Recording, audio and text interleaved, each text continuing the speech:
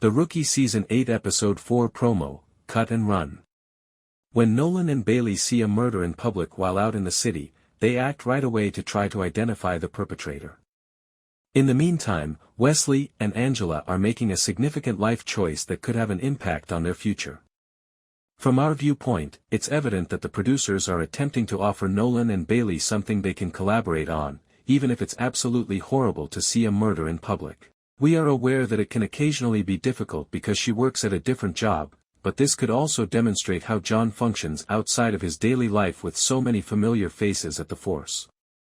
There will undoubtedly be a lot of action in this, even if it's usually a given with this program.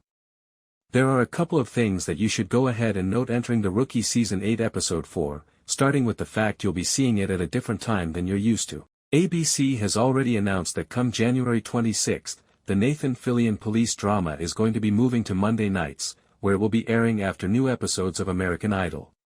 Lucy and Tim's first morning together.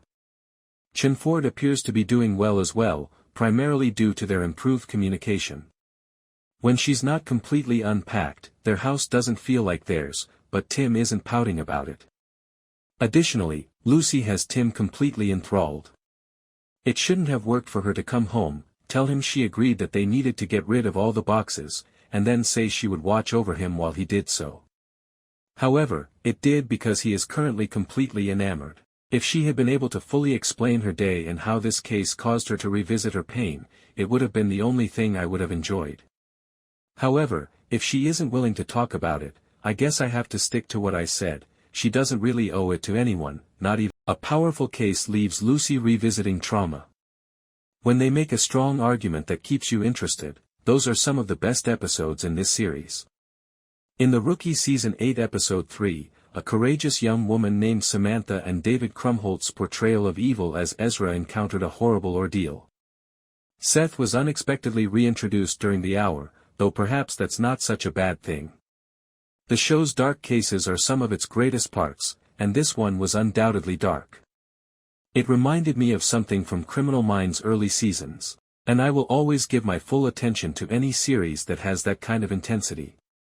A young girl went missing for several years after what appeared to be a straightforward pickup on a transient led to a double homicide in a different state. It was interesting to watch how Nolan, Harper, and Lopez conducted the inquiry after that. I adore it when they fully capitalize on Nolan's, shucks, non-intimidating charm. He is therefore among the greatest at disarming suspicion since, for the most part, nobody really anticipates it. He is affable, skilled at small conversation, and when he probes, it can come across as so sincere that people don't immediately realize he's attempting to trap them or obtain important information. Additionally, it's frequently too late when they do pick it up. Yes, the interrogation was a perfect illustration of why a lot of serial killers and some of the best villains in The Rookie have a strange affinity for Nolan. Ezra spent the remainder of the hour genuinely playing with them after it took him a minute to realize what was actually happening, and in ways that made your skin crawl, the evil he harbored surfaced.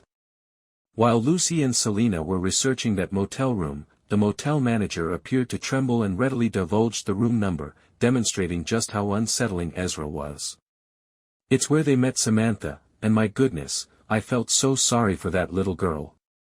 It was a great way to touch on how Lucy has come a long way with her own traumas, but she still knows that fear very well. It's something she doesn't like to talk about, which is fair, but what I appreciated about this hour was how she spoke about it when it mattered most.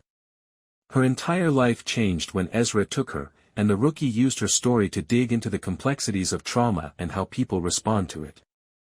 Selena seemed a little confused about Samantha's decision to stay in that room for 12 hours instead of getting help.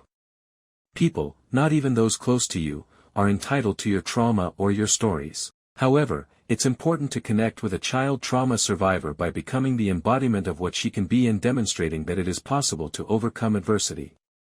This is encouraging and validating. The sequences involving Lucy and Samantha at that hospital were some of the best of the hour. I recognize you. You are me. The Rookie Season 8 Episode 3, Lucy Chen saves Samantha. The break occurs when Selena, Lee Seth Chavez, and Lucy, Melissa O'Neill, check into a motel room that he is paying for with one of the previously mentioned credit cards and discover the teenage girl and her parents that he was suspected of killing. Even after Ezra left, Samantha stayed because she still believed her parents were still alive and he had threatened to kill them if she did. She discloses that he claimed she was his soulmate and had her refer to him as Amon, a Marquis of Hell who commanded 40 legions, including the police, as evidenced by unsettling drawings in the hotel room. Samantha is the one who lets them know that Ezra has a car and that he has taken another girl. Samantha had taken his statement that he was preparing for, to imply after he killed her. When Nolan mentions the motel to Ezra, he discovers that they have run his prints and are aware of it. At this point, David Krumholtz transforms from an innocent trespasser to a terrifying criminal who is prepared for the main course, and Angela, Nyla, and Wesley join them. Nolan and Tim, Eric Winter, travel to the recreation center where Ezra was and discover car keys, blood, and his next victim's ID, Julie, while the detectives take over the questioning. Ezra, on the other hand, affirms that he intended to kill Samantha that day.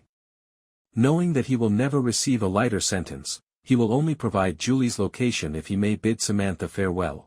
They decline, but he presses them to inform her that Julie is close to the red place.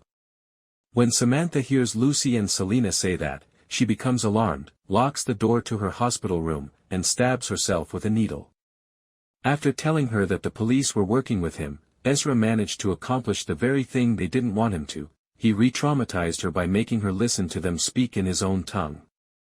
After Lucy manages to get her assistance, Nolan uses Samantha's description of the automobile to locate Julie in the trunk, bleeding profusely but still alive. After being carried away in handcuffs, Ezra turns to face Nolan. Lucy's personal pain is also brought up by this case, first when Selena remarks that they have never discussed it, particularly in light of her sister's situation, and then when the sergeant speaks to Samantha near the end of the episode. Lucy believes it's easier said than done, but the first step to healing is to stop blaming herself.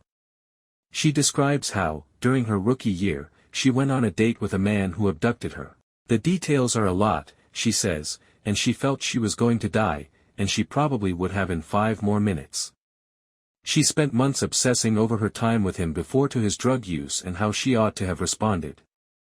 Eventually, she began to concentrate on what she did rather than what she didn't. She managed to live. Samantha made it out alive.